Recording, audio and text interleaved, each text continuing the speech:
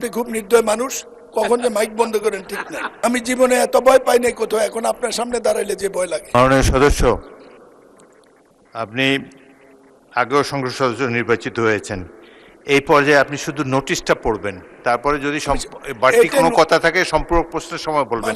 এখন জাস্ট নোটিশটা অনুগ্রহ করে পড়ে যান।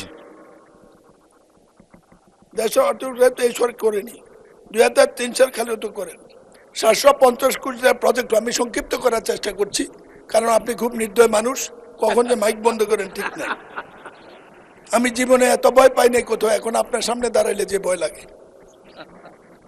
কথা শেষ করার আগে, মৃত্যুর আগেও মানুষ মুখে একটু পানি দেওয়ার সুযোগ দেয়, আপনি তাও দেন না। এই প্রকল্পটি বাস্তবায়ন করতে গিয়ে সরকার, আওয়ামী লীগ সরকার 1700 কোটি টাকা ব্যয়, 17,000 কোটি টাকা ব্যয় করেছে। আজকে মরণ ফাঁদ, একই কারণে ঈদের দিনে এই দুর্ঘটনা। বিরোধী নেতা একটা দেখেছেন, এখানে গেটার করছে কয়েক লক্ষ, মারা গেছে 1 লক্ষ লোকের কাছাকাছি। এই পর্যন্ত কিছু হয়নি। আমাদের নতুন যোগাযোগ মন্ত্রী বা সড়ক সেতু মন্ত্রীর সাথে দেখা হয়েছে, আমার মনে হয় তিনি ব্যাপারটা অনুভব করেছেন, কিন্তু জাতি হিসাবে এটা না দেখলে এই মরণ ফাঁদ থেকে রক্ষা পাওয়া যাবে না। ঢাকা কুমিল্লা মহাসড়ক সমাধানের জন্য ব্রিটিশ আমল থেকে রেল লাইন করতে চেয়েছিল। ধান খেতে রেল লাইন হয়েছে, ঢাকা কুমিল্লা রেল লাইন হয় নাই।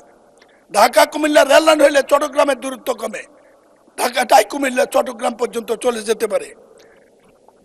চট্টগ্রাম থেকে কক্সবাজার রেল লাইন হয়েছে, ঢাকা কুমিল্লা হলে সংযোগ হয়, সংক্ষিপ্ত সময় যায়, এই রেল লাইন সফর হয়।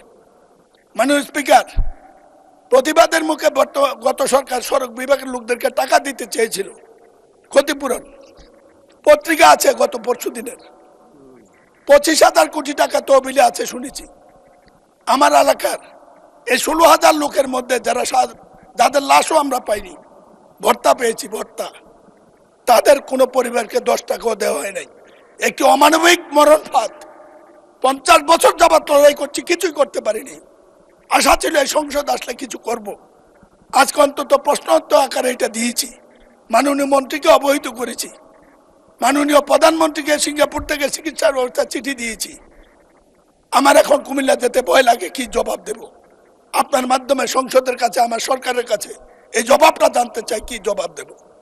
মন্ত্রী সাহেবকে সফর করতে বলেছি, তিনি সচিব সাহেবকে পাঠিয়েছেন।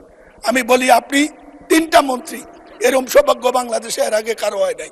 দয়া করে কুমিল্লা আসেন, আমাদেরকে বাঁচান, ভোটার ইজ্জতটা রক্ষা করতে দেন, বৃদ্ধ বয়স্কে মানুষকে জবাব দিতে দেন। লাশের মিছিল কতদিন আর বহন করবো একটু বলে দেন। ধন্যবাদ মাননীয় স্পিকার।